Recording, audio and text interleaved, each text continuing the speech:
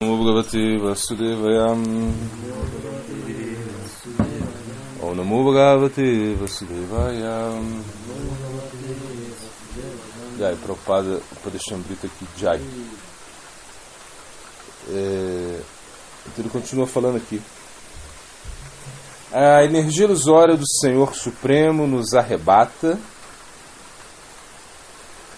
tornando-nos desfrutadores ou homens de ação heróica. Portanto, temos que ser cautelosos. Devemos exigir orientação a cada passo, devemos ser muito cautelosos, nos exigindo especialmente a lealdade aos pés de lótus do Mestre Espiritual, nosso controlador, a cada passo. Então, o Prabhupada Bhaktisiddhanta explicando o poder de Maya, o poder da energia ilusória.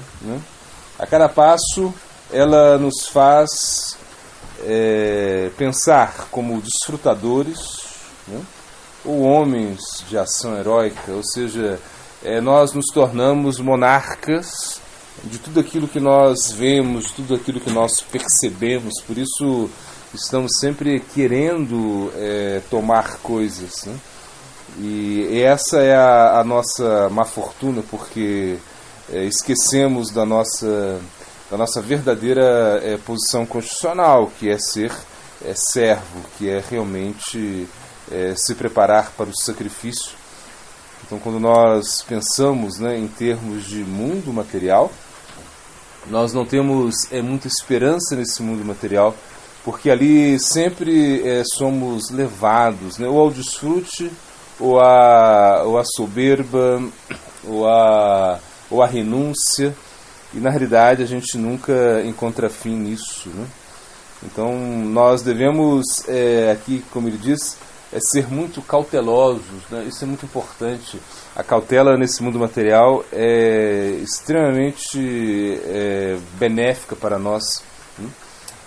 Cautela no sentido de tomar decisões, no sentido de realmente entender o que é o nosso bem último mesmo, qual é o nosso objetivo, o nosso sadhya.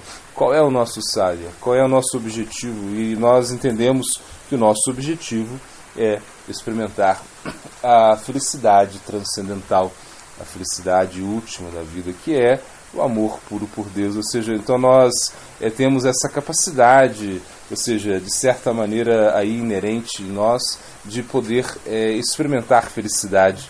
Ou seja, ainda que agora nós não experimentamos felicidade, por quê? Porque a nossa alma agora está muito conectada com a nossa mente, a nossa alma está muito conectada com o nosso ego, com os nossos sentidos. Ou seja, então na realidade a alma condicionada, ela vive uma ilusão terrível. Ou seja, ela está aqui, ela não pertence a esse plano e ao mesmo tempo ela precisa viver isso. É como um condicionamento.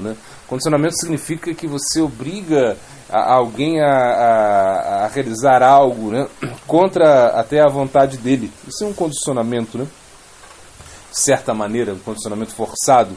Por exemplo, a gente sabe, o elefante é um animal muito, muito poderoso, muito grande, forte.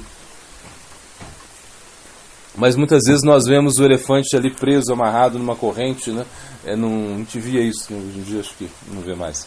Mas a gente via lá o elefante amarrado com a sua corrente, num toco, Então a gente pensava, por que o elefante não arrebenta a corrente, por que ele não sai, não se liberta? Mas é porque ele foi condicionado. Ou seja, ele, desde quando ele era pequenininho, amarravam ele com uma corrente, um tronco grande, e ele acredita que ele não pode se libertar.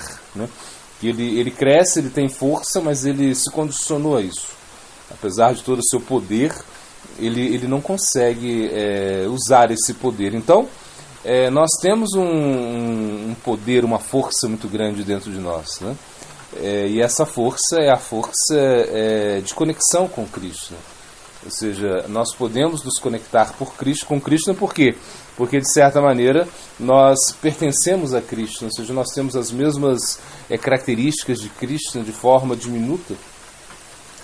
Então, ser cautelosos, no sentido de entender a nossa posição, de realmente redescobrir isso, Então essa cautela é muito importante, né? Quando nós realmente pensamos, né, qual é o benefício último da vida, né?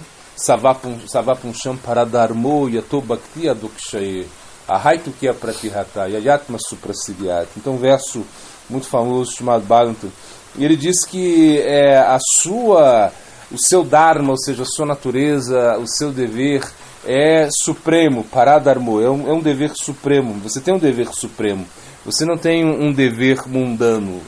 Apesar que agora nós pensamos somente em termos de deveres mundanos, pensamos em termos de deveres relacionados ao nosso corpo e à nossa mente, né? Então, o nosso corpo e a nossa mente se tornam nossos gurus, ou seja, eles se tornam elementos que conduzem a nossa vida. Mas nós temos um dever além desse, um dever supremo, um dever que realmente se encontra no plano da alma, no plano da existência eterna e feliz. Então, por isso, ser cauteloso no sentido de você entender o que eu devo fazer, o que eu não devo fazer, né? Por isso, o verso está falando, você deve entender a sua posição. Paradharmo, você precisa buscar o Dharma supremo, o Dharma que vai ser capaz de te trazer felicidade, de trazer a bem-aventurança à sua vida, a verdadeira bem-aventurança, essa bem-aventurança que nós não encontramos nesse mundo material, né?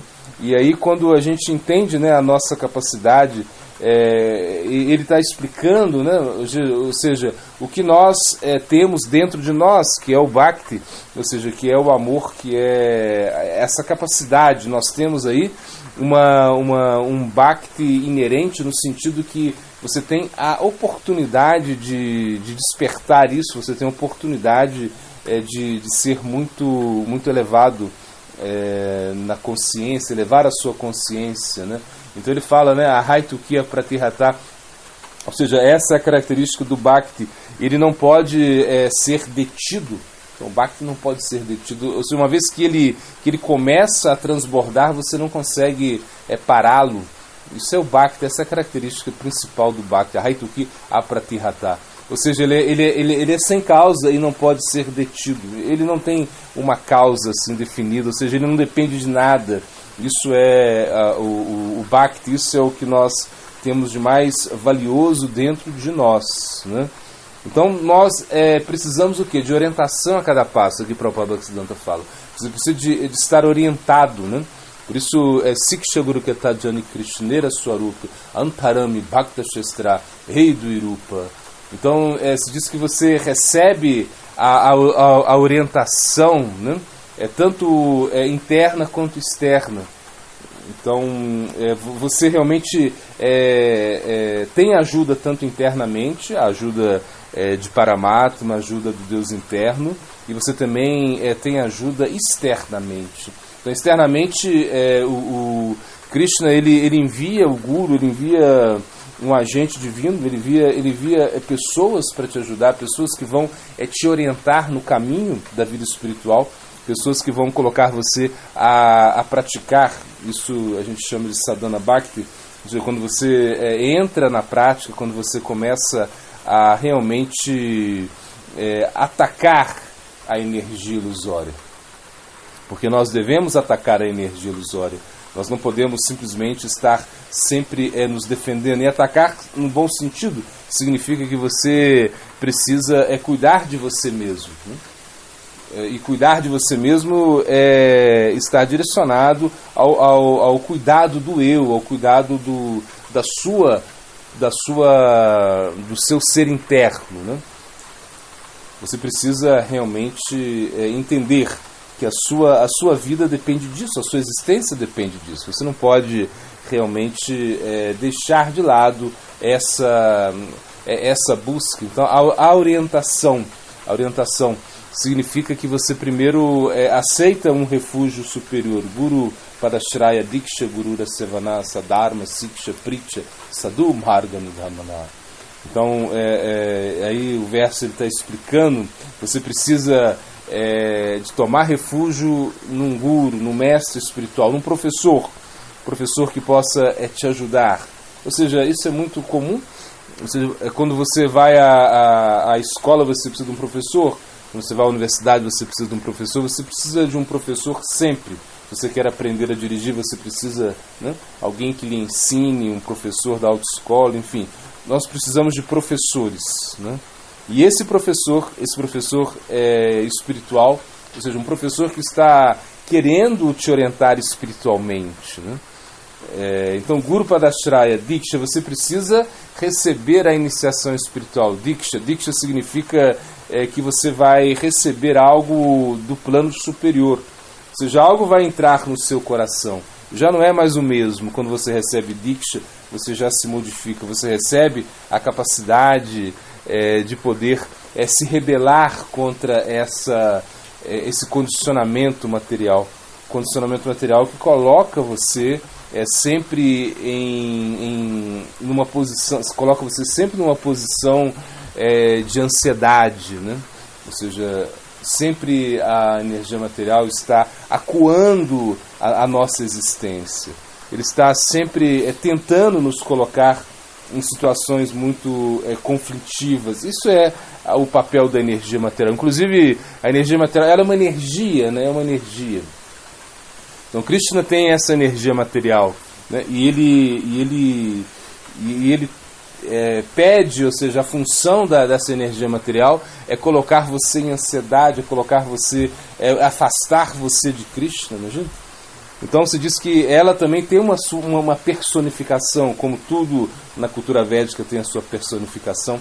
Em algum momento, quando a energia material se aproxima, ela não consegue se aproximar de Krishna porque ela tem vergonha desse serviço que ela está fazendo. Ou seja, um serviço muito cruel de deixar as entidades vivas em ilusão, de acreditar, ou seja, a vidya significa ignorância, que você ignora a sua própria posição constitucional, você ignora a sua identidade como alma espiritual. Você está ignorando isso, você não consegue realmente se estabelecer no plano da alma porque você ignora isso. Então, de certa maneira, a gente entende que a gente precisa de orientação a cada passo. Você precisa de sambandha, no início você precisa de orientação conceptual, né? Quem você aonde você está, aonde você quer chegar, de onde você veio. Você precisa entender isso, você precisa entender qual é a sua natureza, como você pode se relacionar com o mundo material, como você pode se relacionar com Deus, como você pode se relacionar com a energia de Deus, essa energia material.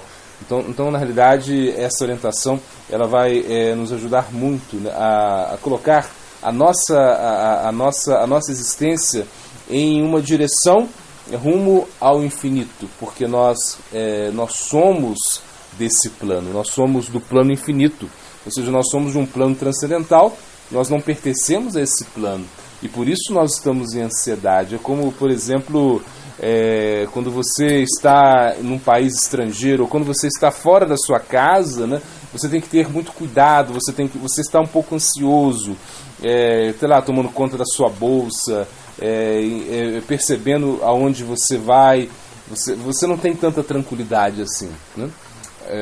Você precisa, quando você vai comer algo, você tem que saber o que você vai comer, né? Então, por isso, nós dizemos, né, de volta ao lar, ou seja, ao seu lar. Quando você chega no seu lar, você sabe que você tem muito mais tranquilidade, você você deixa a bolsa onde você quiser deixar, você não se preocupa mais com nada. Você simplesmente precisa procurar o seu lar, procurar a sua morada eterna.